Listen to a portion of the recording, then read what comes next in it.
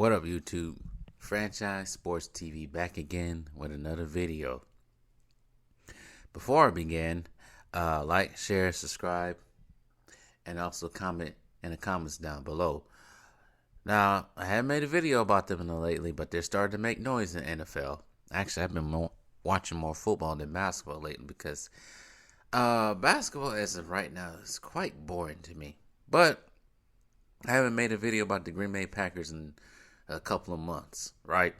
And you know, some of y'all who've been on the channel, been subscribed to the channel for probably the last couple of months, have known about my dismay about the Green Bay Packers as of right now. Well, probably a couple of months ago. As of now, they've been playing better. They're now 8-8 for the season with a game against the Detroit Lions in Green Bay for next week Sunday. That game determines who's going to make that last spot in the playoffs. Both teams are 8-8. Today, Packers strangled the Minnesota Vikings today in Lambeau. I thought this game would be a little bit closer, but I was wrong. This game was far from being close. In the beginning of the game, it seemed like it was with the block punt. Yeah, it was a block punt. I'm like, oh, here we go. One of these games. But the defense put up a goal line stance, and the Vikings only came up with 3 points for most of the first three quarters. What impressed me was the Packers defense. They made sure Dalvin Cook didn't go off. And also, Jaire Alexander, he was well and ready for Justin Jefferson. Because I don't know if you guys remember from earlier this week, Jaire said that Justin Jefferson's performance in week 1, when I think he got 141 yards on the Packers, was just a fluke, and he said he wouldn't do it again. Well, Justin Jefferson didn't do it again this time around. Jaire Alexander was on Justin Jefferson like a fat cake eating cake. He would not let him get anywhere. He was hitting him at the line of scrimmage. He was in his head. They Tony Romo and Jim Nash kept trying to say it was the cleats. He keeps changing his cleats. Nah, no excuses. Jaire brung it today, and Justin Jefferson got smoked. I think he went for the entirety of the game.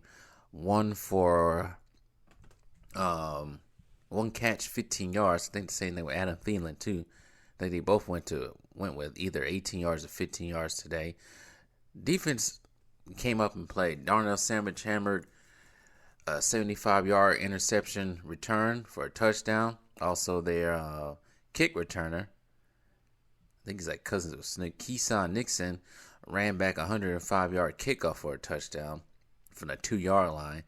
And I think by it was 14-3, it was pretty much over. Kirk Cousins threw 3 interceptions. Well, 2 crucial ones. They also had a fumble, too. That was also crucial to the game. Let's see, look up the stats right quick. Let's see here. Let's look up these stats. I don't know why it's not looking me up the stats.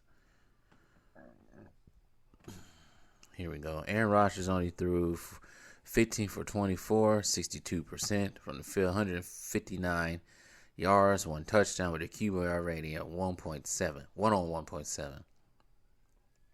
Aaron Jones ran over 100 yards. I think he has a 1,000-yard season once again.